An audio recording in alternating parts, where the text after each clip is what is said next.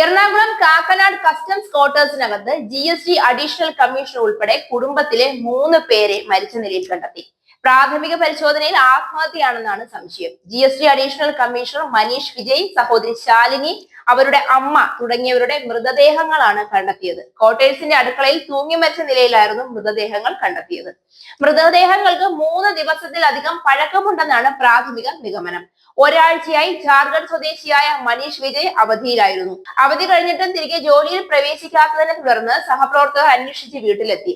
വീട്ടിൽ നിന്ന് ദുർഗന്ധം വമിച്ചതോടെ ജനൽ തുറന്നു നോക്കിയപ്പോഴാണ് തൂങ്ങി മരിച്ച നിലയിൽ കണ്ടെത്തിയത്.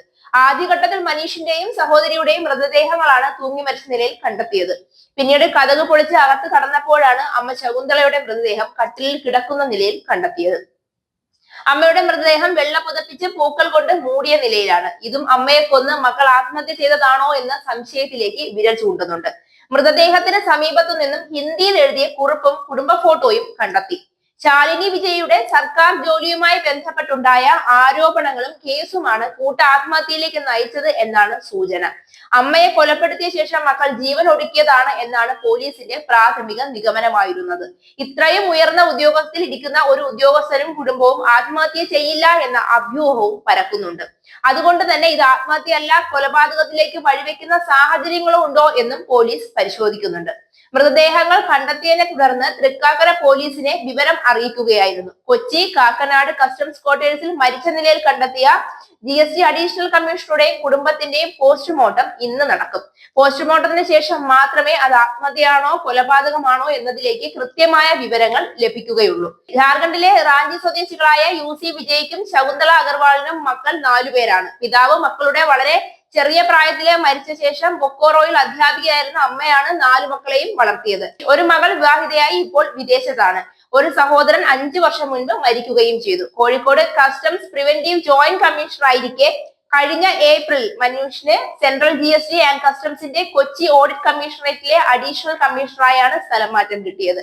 കൊച്ചിയിലെത്തിയ മനീഷ് കസ്റ്റംസ് ഗസ്റ്റ് ഹൗസിലായിരുന്നു താമസം. ഈ സമയത്ത് അമ്മയും സഹോദരിയും കോഴിക്കോട് കസ്റ്റംസ് ക്വാർട്ടേഴ്സിലും കഴിഞ്ഞു വരികയായിരുന്നു. പിന്നീട് കാക്കനാട് ക്വാർട്ടേഴ്സ് കിട്ടിയതോടെയാണ് ഓഗസ്റ്റ് 30-ന് സഹോദരിയും അമ്മയും കൊച്ചിയിലേക്ക് മാറിയത്. 2006-ൽ നടന്ന JPSC പരീക്ഷയിൽ ആദ്യ റാങ്കുകാരിയായിരുന്നു ശാലിനി. KAS പോലെ സംസ്ഥാന സർക്കാരിൽ ഉയർന്ന തസ്തികകളിലേക്ക് നിയമനം നടത്താനുള്ള ആദ്യ പരീക്ഷയാണിത്. അന്ന് മുഖ്യമന്ത്രി അർജുൻ മുണ്ട ശാലിനി ഉൾപ്പെടെ 64 പേർക്ക് നിയമ ഉത്തരവ് നൽകുകയും ചെയ്തു. എന്നാൽ പിന്നീട് ഈ പരീക്ഷ എഴുതിയ മറ്റു ഉദ്യോഗാർത്ഥികൾ ക്രമക്കേട് ആരോപിച്ച് പരാതിയുമായി എത്തി. രാഷ്ട്രീയ നേതാക്കളും ഉന്നത സിവിൽ സർവീസ് ഉദ്യോഗസ്ഥരും അവരുടെ അടുത്ത ബന്ധുക്കൾക്ക് നിയമനം നൽകാൻ പരീക്ഷയിലും ഇന്റർവ്യൂവിലും കൃത്രിമം കാട്ടി എന്നതായിരുന്നു പരാതി. ആദ്യം ജാർഖണ്ഡ് പോലീസ് അന്വേഷിച്ച കേസ് പിന്നീട് CBI ഏറ്റെടുത്തു. 12 വർഷത്തിനു ശേഷം കഴിഞ്ഞ നവംബറിൽ CBI അന്നത്തെ JPSC ചെയർമാൻ ഉൾപ്പെടെ ആദ്യ പരീക്ഷാ ക്രമക്കേടിൽ 37 പേർക്കെതിരെയും രണ്ടാമത്തെ പരീക്ഷാ ക്രമക്കേടിൽ 60 പേർക്കെതിരെയും കുറ്റപത്രം സമർപ്പിച്ചു. ശാലിനി ഉൾപ്പെടെയുള്ളവർക്ക് തുടക്കത്തിൽ തന്നെ ജോലി രാജിവെക്കേണ്ടിയും വന്നിരുന്നു. അമ്മയുടെ ചുറ്റുമായിരുന്നു ഇരുവരുടെയും ലോകം. പ്രായത്തിന്റെ അവശതകൾ മൂലമുള്ള ഒട്ടേറെ രോഗങ്ങളും അമ്മയെ ബാധിച്ചിരുന്നു. കേസ് വന്നതിനു ശേഷം സഹോദരിയും അമ്മയും മനീഷിനൊപ്പമായിരുന്നു താമസം. കേസുമായി ബന്ധപ്പെട്ടാണ് ഒരാഴ്ചത്തെ അവധിയെടുത്ത് മനീഷ് ജാർഖണ്ഡിലേക്ക് പോയത്. 2 ദിവസത്തിനുള്ളിൽ തിരികെ വരികയും ചെയ്തു.